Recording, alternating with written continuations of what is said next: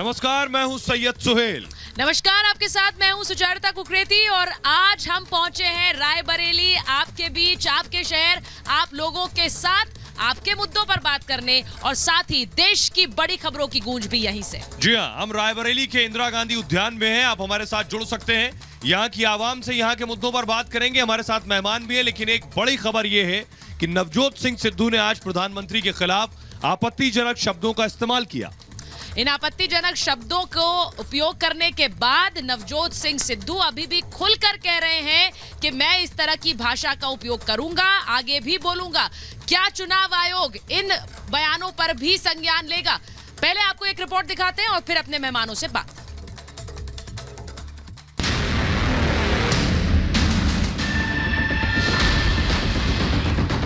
जैसे जैसे लोकसभा चुनाव आगे बढ़ रहे हैं, वैसे वैसे राजनीति में भाषा की मर्यादा तार तार होती जा रही है। भाषा पर संयम नहीं रखने वाले विपक्षी दलों में कांग्रेस सबसे आगे खड़ी है, जो इस होड़ में जुटी है कि प्रधानमंत्री के लिए कैसे गालियों का इस्तेमाल हो। एक के बाद एक आपत्तिजनक और बेतुके बयान कांग्रेस की तरफ से आ रहे हैं। लोकसभा चुनाव में हार की आशंका से बौखलाई कांग्रेस इस बात का भी ध्यान नहीं रख रही कि वो नरेंद्र मोदी नहीं बल्कि 125 करोड़ आबादी वाले देश के प्रधानमंत्री के बारे में बोल रही है।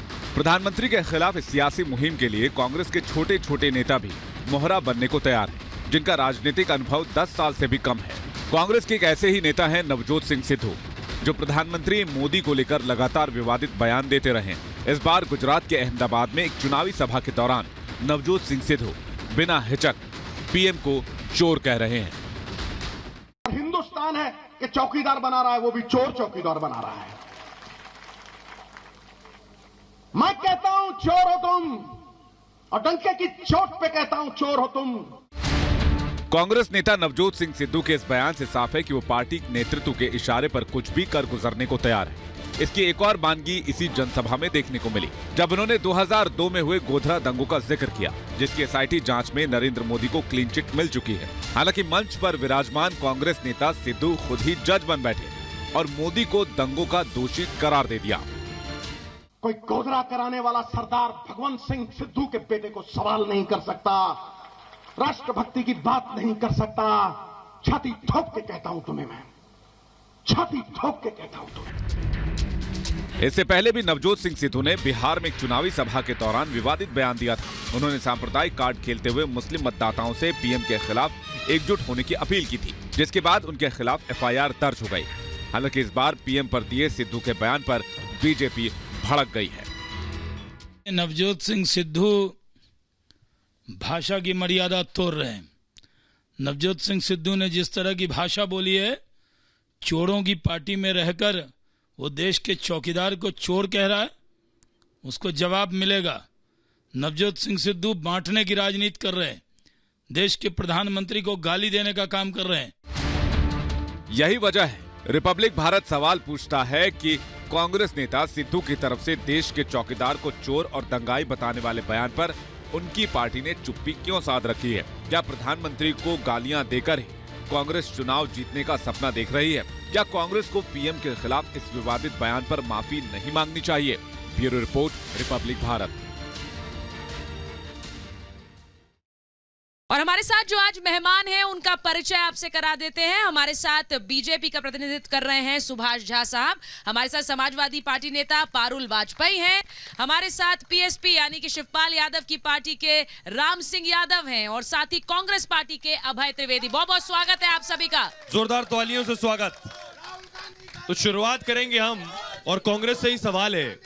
सर, आपके नेताओं का स्तर प्रधानमंत्री के लिए इस हद तक गिर चुका है कि सिद्धू कह रहे हैं मैं डंके की चोट पर कह रहा हूं प्रधानमंत्री चोर है। देखिए, केवल सिद्धू नहीं, पूरा देश कह रहा है कि प्रधानमंत्री, इस तरह की भाषा ठीक है प्रधानमंत्री के लिए? पूरा देश है क्या? प्रधानमंत्री जो अपने आप को चौकीदार करने वाली भाषा नहीं है। प्रधानमंत्री जो अपने आप को चौकीदार कह के आए थे और 30,000 करोड़ रुपए का घोटाला, राफेल घोटाला कर दिया। अभय जी, आपने नेता ने ये भी कह दिया कि सुप्रीम कोर्ट ने कहा, सुप्रीम कोर्ट ने अब उस पर जवाब मांगा। कोर्ट का हम सम्मान करते हैं, लेकिन सम्मान पूरा करते हैं तो सुप्रीम कोर्ट के हवाले से मत देश कहिए ना कह बात। रहा है कि चौकीदार चोर है।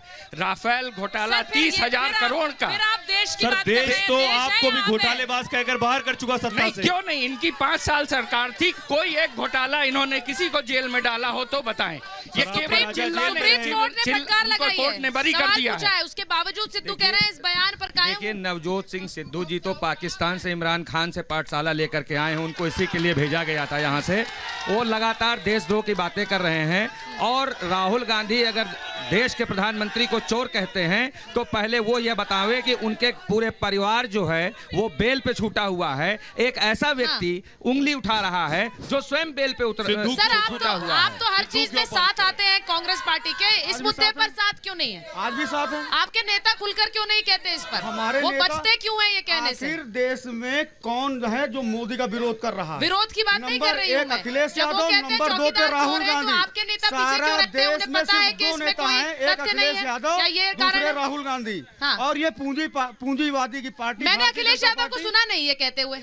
क्या कब कहते कहा हैं? उन्होंने चौकीदार चोर है? कब कहा अखिलेश अरे, यादव ने? उन्होंने हमेशा कहा है। मैंने सुना नहीं है सर, मैंने सुना नहीं है, इसलिए बोल रही हूँ। मैंने सुना नहीं है। आखिर मुरली मनोहर इसके पीछे कोई कारण है क्या? वो जानते हैं देश कि कह रहा है कि तथ्य नहीं चौकीदार है चोर इसमें। है। नहीं सर, सवाल यही है कि आखिर देश के प्रधानमंत्री के लिए इस तरह की भाषा का इस्तेमाल कर रहे हैं। 120 करोड़ लोगों का जो नेतृत्व कर रहा है उसके लिए इस तरह की अमर्यादित एक भाषा। ऐसा व्यक्ति जो देश में लगातार 3 बार मुख्यमंत्री रहा हो और वह 5 साल से देश का प्रतिनिधित्व कर रहा हो, जिसके दामन पर एक छींट ना हो, उसके ऊपर इस तरीके की उंगली उठाना ये निंदनीय है। सर इस आरोप जो में, चुनाव है, अभय जी अकेले, मेरा सवाल उनसे इसलिए था क्योंकि इस आरोप में आप अकेले, आप कहते हैं देश साथ है, देश साथ है, आपके साथ विपक्ष पार्टियां तो आकर एक सुर में बोल नहीं रही है। भाजपा के खिलाफ जो बोलता है वो देशद्रोही हो जाता है। इन भाजपाइयों और ने आपको जो जेल भेजे वो चौकीदार, किसने जेल भेज वो दिया? चोर हो क्यों गया नहीं? आपके 5 5 लिए। साल इनकी सरकार थी, किसी को जेल क्यों नहीं भेजा? 13 दिन ये पुरानी तो मोदी जी कह रहे हैं, 13 दिन मोदी पुरानी जी कह रहे हैं कंपनी अभी दरवाजे तक पहुंचाया, 19 में जेल के अंदर। 13 दिन पुरानी कंपनी को विमान बनाने का अभय जी, ठेका दे दिया। अभय जी, जिसने मैंने तो एक रिक्शा छोटा ना सा बनाया सवाल हो, एक पूछा। साइकिल ना बनाई हो, अभय जी, मैंने उसको तो एक आप छोटा घोटाला सा नहीं सवाल कहेंगे पूछा। तो क्या कहेंगे? मैंने एक छोटा सा सवाल बातों पूछा को आप आपसे। लोग हमेशा आप उठाते कह रहे हैं हैं। पूरा देश एक साथ है, पूरा देश विपक्ष एक तो एक साथ साथ है है। नहीं आपके साथ इस नारे में। कौन सी पार्टी कह रही है आपके साथ ये नारा? नहीं, मैंने नहीं सुना, बताइए बताइए कौन कह रहा है? नहीं, मेरा सवाल कह यही रहे है, हैं। क्या देश के प्रधानमंत्री को चोर कहना ठीक है जो सिद्धू जिस तरह की भाषा का इस्तेमाल कर रहे हैं? किसी को चोर नहीं कहना चाहिए। आज जो राजनीति है ये भारतीय इतने जनता पार्टी की निम्नतम निकली स्तर दूसरी पे पार्टी है जिसका नाम इतने सुनिए, निम्नतम सुनिए। स्तर पे है ये भारतीय कि जनता पार्टी की चाहे वो निकली भाजपा हो दूसरी चाहे वो पार्टी है, कांग्रेस के इसलिए नेता बोल हो, रहे हैं। एक दूसरे को चोर कहने का काम कर रहे हैं, ये बहुत गलत है। इसीलिए हम ये जनता आपकी क्या इनके दोनों पास पार्टियों मुद्दे नहीं है? को- क्या इनके पास मुद्दे नहीं है? इनको बताइए, कोई मुद्दे नहीं है। इनको बताइए क्यों ऐसी राजनीति कर इनके रहे हैं? पास कोई मुद्दे नहीं वो है। कह रहे हैं मुद्दे नहीं है इसलिए आप ऐसे मुद्दा कर रहे हैं। विहीन मुद्दे नहीं है है सर, क्या? आपके पास मुद्दे नहीं है, गैर जरूरी इश्यूज उठा रहे हैं आप। देखिए, चोर मुद्दा कैसी केवल भाषा हमारे का पास मुद्दों पर लड़िए, रोजगार पर लड़िए। लोगों से आप बात रोजगार पर करिए। नहीं लड़ पा रहे विकास पे हैं, बात आप नहीं किसान पर करते, नहीं लड़ ये पा रहे हैं। किसानों की बात नहीं करते हैं, ये बेरोजगारी की बात नहीं करते। तो ये आप भी तो कहते नहीं कर रहे हैं। हिंदू आप भी मुसलमान तो नहीं की कर बात रहे हैं। करते हैं। आप ये भी आप तो- अगर चोर का भाइयों, नारा आप दे भी रहे नहीं हैं कर तो रहे हैं, आप आप भी रोजगार की चोर बात चोर कर कर रहे हैं रहे हैं। क्या? चोर आप रोजगार की बात कर रहे हैं क्या? मैनिफेस्टो देखिए, हमने लेकिन पूरा चोर कहना डेवलपमेंट का किसी के मैनिफेस्टो लिए दिया है। ठीक है, जो लोग सवाल पूछेंगे अपना हाथ उठाएंगे, मैं आपको- गलत है। मेरा भाजपा नेता से सवाल है कि नोटबंदी के दौरान 144 लोगों की जानें गई। इन बेकसूर लोगों की जानों का जिम्मेदार नरेंद्र मोदी ने क्या देश की जनता से माफी मांगा? नोटबंदी पर देखिए, सवाल। ऐसा है कि नोटबंदी में जो भी नोटबंदी जिन भी पर व्यक्तियों सवाल। की मृत्यु हुई उसके प्रति पूरी संवेदना है, और वह किसी ये कहा जाए कि कोई इस तरीके का कोई इंटेंशनली ऐसा नहीं था कि उनको इस तरीके का किया जाए। तो चौकीदार प्रधानमंत्री थे, सुनिए, सुनिए, कुछ घटना कैसे करी? लोगों को सुनिए, लोगों को ठीक है, हम सवाल कर रहे जाते हैं। रोजगार देने 2 करोड़ रोजगार देने का भाजपा प्रवक्ता से मेरा सवाल है, जो प्रधानमंत्री जी ने वादा किया था उसका क्या हुआ, इसका जवाब दे। देखिए, देश में इस तरीके का इंफ्रास्ट्रक्चर डेवलपमेंट हो रहा है। अगर आप लोग रोजगार को केवल सरकारी नौकरी से अगर समझेंगे तो ऐसा नहीं है। रोजगार विफरात मात्रा में रोजगार जनरेट किए गए। अगर गाड़ियां मैं लगी, लेबर चाहूंगी लगा, पहले जो अगर engage बयानबाजी है, हो अगर रही है उपार्जन उस कर पर रहा सवाल है, पूछे। means उसके बाद रोजगार- पहले जो सुनिए, बयानबाजी जिस पर मैंने उठाया सिद्धू का मुद्दा, उस पर सवाल पूछे। क्वेश्चन है मैडम। लोगों को मैं सवाल बड़े भाई कांग्रेस प्रवक्ता जी से केवल एक क्वेश्चन पूछना चाहता हूं कि जब यह शोक कार्यक्रम बंद हो जाए तो मैडम को एक बार रायबरेली का विकास घुमा के दिखा दीजिएगा कि आपने कौन सा विकास, कैसा विकास, कहां पे किया है। मैडम बताइए सर। क्या रायबरेली की जनता ये नहीं जानती है देखिए, एम्स पहले आप जैसा बैठ जाइए, ऐसे तो मैं लूंगी नहीं सवाल। अस्पताल सर मैं वही सोनिया जी सवाल ने- पूछूंगा जो पहले सुनिए, पूछूंगा, सोनिया जी कितने ने- आईसीयू हैं यहाँ पर? मैं चाहूंगी 500 पहले बेड आप का सवाल सिटी मुद्दे हॉस्पिटल पर बन गया, रखिए, उसके बन बाद गया। बाकी सवाल बन लूंगी। गया ये कितने आईसीयू है? कितने आईसीयू? गर्भवती महिलाओं के लिए कितने आईसीयू? कितने आईसीयू? आईसीयू कितने? विफलता थी। आईसीयू कितने? देखिए 5 साल मैं से एक क्वेश्चन पूछना चाह रहा हूं। जब चौकीदार चोर सबकी शुरुआत हुई, नरेंद्र मोदी जी को राहुल गांधी ने नहीं कहा। राहुल गांधी नहीं कहा, हर चुप सभा रहिए, में सुनिए। नहीं, आप चुप रहिए, ऐसे नहीं बोलेंगे आप, ऐसे नहीं बोलेंगे, ऐसे बोलेंगे नहीं आप ऐसे नहीं बोलेंगे। आप मुझे मत बताइए, चुप रहिए, पहले बैठिए आप, पहले बैठिए आप बैठिए आप। नहीं, हर सभा में वो कह रहे हैं, आप सुन नहीं रहे हैं, और आप मुझे मत बताइए, चुप रहिए। पहली बात, अगर आप ऐसे कहेंगे तो मैं सवाल ही नहीं लूंगी। राहुल गांधी ने पहली बार नरेंद्र मोदी के नाम नहीं लिया, सिर्फ ये कहा चौकीदार चोर है, और चौकीदार खुद समझ गया कि नरेंद्र मोदी। उन्होंने कहा, ठीक है, जवाब देंगे आप? देखिए, राहुल गांधी जी को तो स्वयं इस तरीके की बातें नहीं कहनी चाहिए, क्योंकि उनके ही दामन में इतने छींट पड़ी हुई हैं। पूरा परिवार उनका जो है भ्रष्टाचार में लिप्त है। उसके बाद वो देश के चौकीदार को जो देश के लिए 24 घंटे कार्य कर रहा हो, उसके ऊपर इस तरीके ये कह रहे हैं आप क्यों नहीं जेल में डाल देते? आप क्यों नहीं जेल में डाल देते राहुल गांधी को? राहुल गांधी, ये देखिए जांच का प्रश्न है, जिस दिन जांच हो जाएगी और उनको जो है जेल में डालने का अधिकार भारतीय जनता पार्टी की सरकार करेगी। वो अलग से नहीं आए हैं, उनके लिए भी वही कानून लागू होता है। नीरव मोदी, ललित मोदी उनके दोस्त हैं, प्रधानमंत्री के दोस्त हैं, वो खुद कह रहे हैं। ये कह रहे हैं जिस दिन जांच पूरी हो जाएगी उस दिन राहुल गांधी जेल में होंगे। प्रधानमंत्री के दोस्तों को कहा, विजय माल्या को कहा, नरेंद्र मोदी को कहा, नीरव मोदी को कहा, नाम लेकर वो बोल रहे हैं। किसकी सरकार में पैसा बांटा गया? नीरव मोदी को किसने पैसा दिया? आपने कहा सारे मोदी नहीं। भ्रष्टाचार। ये कह रहे हैं सबको पैसा आपने बांटा, सबको पैसा आपने बांटा, प्रधानमंत्री कल भैया करते थे, पैसा आपने बांटा। विकास के बारे में बात करना चाहते हैं। नहीं रहती थी। कांग्रेस रायबरेली के विकास के बारे में बात करना चाहते हैं। मुद्दा सिर्फ एक है, उनको नरेंद्र मोदी को रोकना है। उनको नरेंद्र मोदी से केवल दिक्कत है, बाकी इनके पास किसी प्रकार की कोई मुद्दा नहीं है। देश में इस तरीके का विकास। सुनिए लोगों मोदी जी से ये पूछना चाह रहे हैं, जियो को तो इन्होंने 4G लॉन्च कर दिया है, BSNL के 1,76,000 लोग बेरोजगार हो रहे हैं, कर्मचारी, उनके लिए क्या है? अमेठी के लोगों, अमेठी की अपनी समस्याएं हैं सर। सार्वजनिक उपक्रम में हर जगह ध्यान पर कौन काम देगा? किया जा रहा है। ITI हो चाहे BSNL हो, कोई भी सरकारी संस्थान है, पूरी तरीके से काम उनको दिया जा रहा है। ये बिना किसी डाटा के इस तरीके से बातें कही जा रही है जिसमें कोई आधार नहीं है। सरकारी अमेठी के अपने मुद्दे हैं, लोग उनसे उन पर सवाल पूछ रहे हैं। कौन पूछेगा? बोलिए।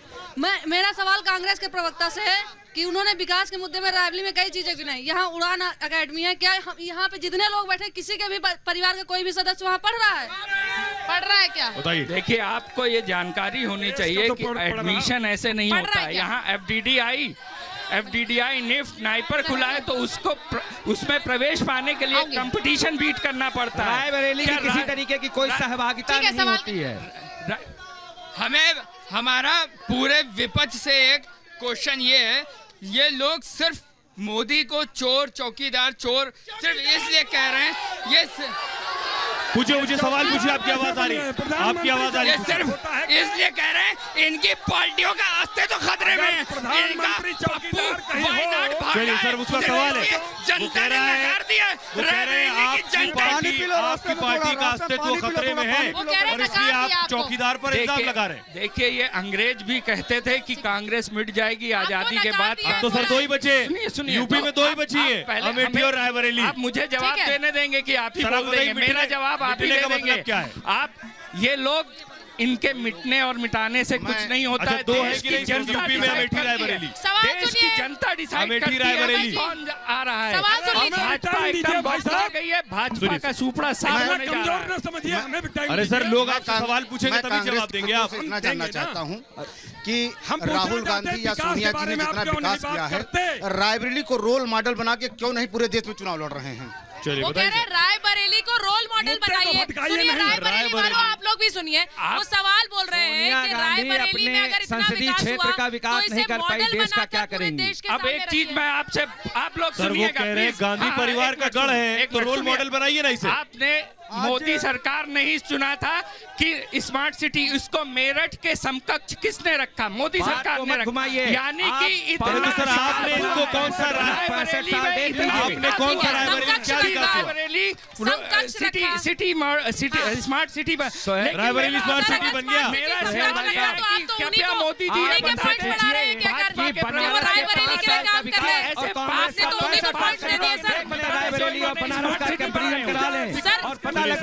उन्होंने क्या विकास किया है?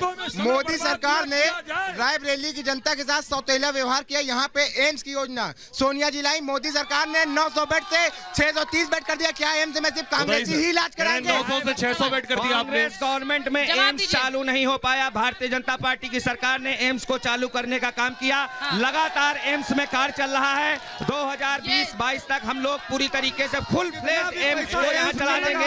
ये कांग्रेस की विफलता है। कांग्रेस और बीजेपी ने किया तो आपने क्या किया सर? वो दोनों तो अपना ही क्रेडिट ले रहे हैं। आपने क्या जमीन पर किया? जमीन पर ये किया कि अपना कैंडिडेट नहीं उतारा है। जमीन पर ये किया कि अपना कैंडिडेट ही नहीं उतारा है। ये किया। हमने 46 पार्टियों से गठबंधन भी नहीं किया। जमीन पर क्या किया?